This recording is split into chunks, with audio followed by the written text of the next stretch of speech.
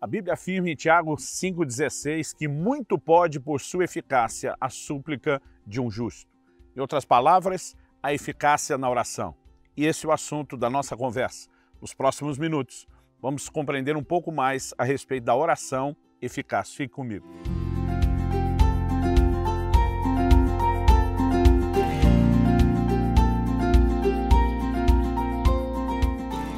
Hoje em Boa Esperança, norte do estado do Espírito Santo, aqui com a Pedra da Botelha ao fundo, passando para trazer mais uma palavra ao seu coração.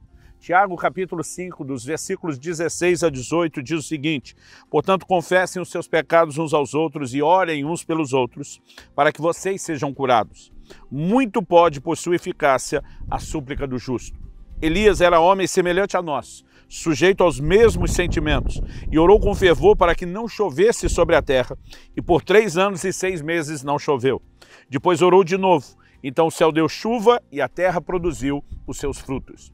Depois de nos instruir a respeito de confissão de pecados, confissão mútua, a Bíblia também fala a respeito de oração mútua. Orai uns pelos outros para seres curados. E é depois dessa menção que a palavra de Deus, depois de nos convocar a orar uns pelos outros, que a palavra de Deus aponta para a eficácia da oração. Quando ela diz, muito pode por sua eficácia a súplica de um justo. Nós precisamos entender o que significa oração eficaz. Tiago, capítulo 4, versículo 2 diz, nada tendes porque não pedis. Há pessoas que não recebem de Deus porque não oram. Mas Tiago, capítulo 4, versículo 3, o seguinte diz, pedis e não recebeis porque pedis mal.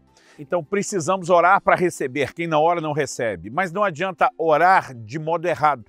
Quando a Bíblia diz porque pedis mal, não é uma formulação de frase, isso envolve princípios. Tiago vai dizer, pedis mal para esbanjados em vossos próprios deleites. Em outras palavras, ele fala de uma motivação de egoísmo. E quando quebramos princípios que envolvem a oração, os resultados acabam sendo nulos, igual a não orar.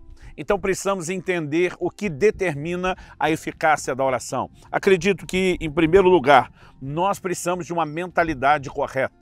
Eu gosto de dizer que o entendimento correto nos leva a uma fé correta e a fé correta nos leva ao lugar ou aos resultados corretos. Por outro lado, o entendimento errado nos leva a uma fé errada que nos direciona ao lugar ou aos resultados errados. Muitas pessoas, quando vão orar, elas agem quase como se estivesse estendendo um chapéu diante de Deus para mendigar alguma bênção ou favor. Nós precisamos entender o lugar que temos em Deus. O livro de Hebreus diz que nós podemos entrar com ousadia no Santo dos Santos pelo sangue de Jesus. Precisamos entender o que a obra de Cristo fez por nós, o direito de acesso que nós temos. E também precisamos entender um Deus que deseja responder às nossas orações. Foi Ele que nos instruiu a orar. Foi Ele, em sua palavra, que falou a respeito da eficácia da oração e dos resultados que nós podemos ter. Então acredito que esse é o ponto de partida para quem quer viver oração eficaz, é entender que Deus deseja responder às nossas orações. Em Mateus, no capítulo 7, dos versículos 7 a 11, nosso Senhor Jesus diz que se um filho pedir ao pai pão, vai ganhar pão e não pedra. Se pedir peixe, vai ganhar peixe e não serpente ou escorpião. E depois o Senhor diz, se vocês são maus, sabem dar boas dádivas aos vossos filhos, quanto mais o Pai Celestial. Precisamos entender que o Pai tem um coração desejoso de nos abençoar. Hebreus 11,6 diz que Ele é galardoador, recompensador daqueles que o buscam. É importante olharmos também para as Escrituras e vemos declarações muito explícitas de Jesus, como Marcos 11:24. E diz, eu vos afirmo que tudo quanto em oração pedirdes, crendo que assim será convosco, vocês vão receber. Olhando para essas declarações bíblicas, a nossa fé se fortalece. Em Lucas 18, depois de ensinar numa parábola sobre o dever de orar sempre e nunca desfalecer, Jesus conclui dizendo que é certo que o Pai nos fará justiça, Ele depressa nos fará justiça, Ele ouvirá a nossa voz. Em João, no capítulo 14 e no versículo 13 e 14, Jesus diz, e tudo que vocês pedirem em meu nome, isso farei, a fim de que o Pai seja glorificado no Filho. Se me pedirem alguma coisa em meu nome, eu o farei. Daqui a pouco eu vou falar a respeito do que é orar em nome de Jesus.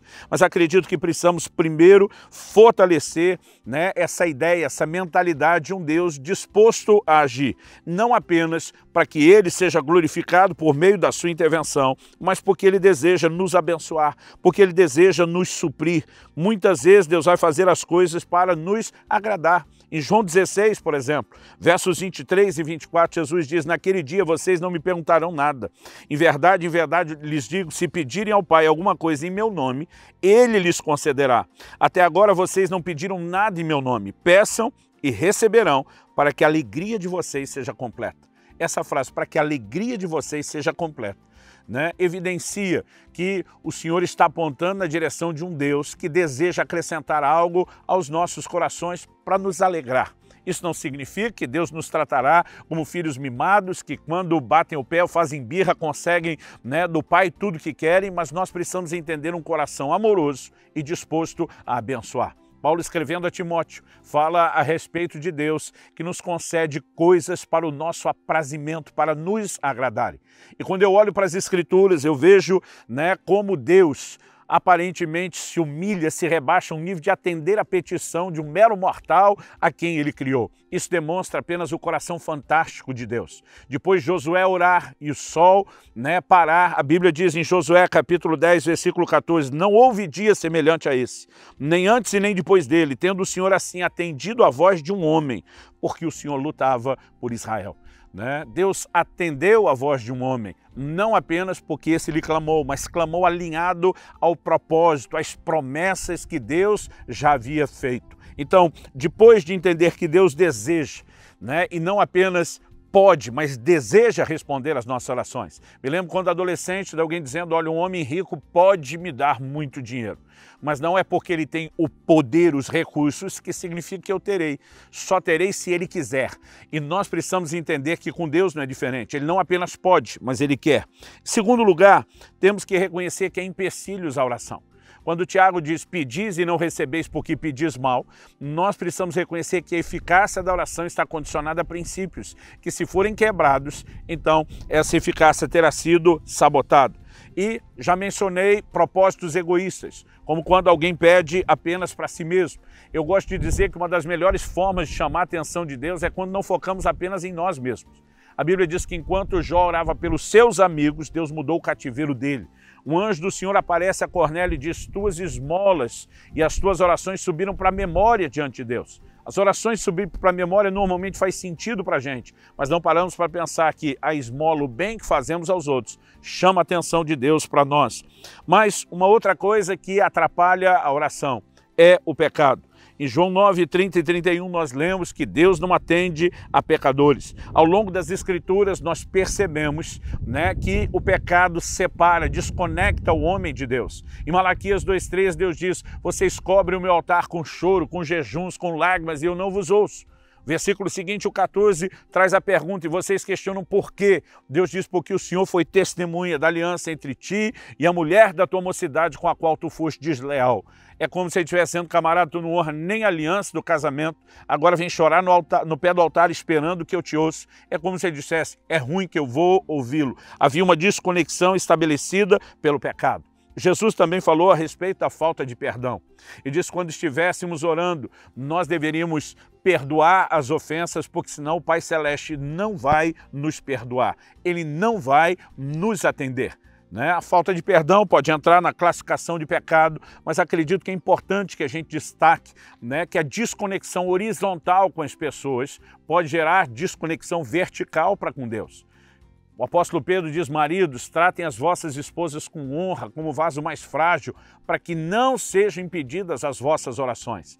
Uma comunicação e um relacionamento errado nesse nível horizontal pode prejudicar a relação com Deus no nível vertical. Talvez tenha sido exatamente por isso que Paulo, escrevendo a Timóteo, fala sobre levantar mãos santas, sem ira e nem contenda na hora da oração. Sem ira nem contenda, fala de pecados de relacionamento, porque se desconectamos no horizontal, haverá desconexão na vertical. Então, a Bíblia vai falar sobre elementos além da falta de perdão, como dissensão, discórdia, divisão, que atrapalham. Mas algo que, embora pareça óbvio, precisamos mencionar, é que muitos, na verdade, estabelecem um empecilho à oração que é a falta de fé. Desde o reconhecimento de que Deus tanto deseja como pode fazer, como acreditar que talvez Ele faça até para outros, mas não para si. Em Tiago, no capítulo 1, a partir do versículo 5, a Bíblia diz: se algum de vocês tem falta de sabedoria, peça a Deus, que a todos dá liberalmente. Ele diz: peça, porém, com fé, não duvidando. Porque o que duvida é semelhante à onda do mar que é levada e agitada pelo vento. E ele conclui dizendo: não pense tal homem que receberá do Senhor coisa alguma. Ele começa falando de pedir sabedoria, mas ele diz: sem fé não se recebe nada. Em último lugar, eu quero mencionar o que eu anunciei antes, que é a questão de orar em nome de Jesus. Porque Jesus nos mandou orar em seu nome. Não se trata apenas de uma fórmula a ser repetida. Jesus, quando nos orienta a orar em seu nome, ele fala a respeito de entendermos que tudo o que ele fez diante de Deus, ele fez por nós. E se nós estamos em Cristo, né? A Bíblia diz que a nossa vida está escondida com Cristo em Deus. Quando falamos ao Pai, é como se o próprio Jesus falasse. Orar em seu nome é usar uma procuração dele, né? É orar nesse ambiente ou nesse lugar, legalmente falando, de representação. E a primeira coisa que eu e você precisamos entender é que lá em João 11, nos versículos 41 e 42, antes de ressuscitar Lázaro, Jesus levanta a voz ao Pai e diz: graças te dou, porque sempre me ouves. Se Deus sempre ouve a Jesus, e orar no nome de Jesus é como se fosse o próprio Jesus orando, então precisamos entender que por conta da mediação, daquilo que ele fez em nosso lugar, nós não só temos o acesso a Deus com ousadia pelo sangue de Jesus, o sangue do seu sacrifício, mas por conta do seu nome, também somos ouvidos e somos atendidos. A verdade é que eu e você podemos ter uma vida de oração eficaz. Eu e você podemos experimentar milagres e grandes intervenções, porque entendemos quem é Deus e aquilo que Cristo fez por nós e fazemos uso do seu nome e da fé nele. Que o Senhor te abençoe e que sua vida de oração possa ser turbinada pelo entendimento correto da palavra e pela fé que a segue, em nome de Jesus.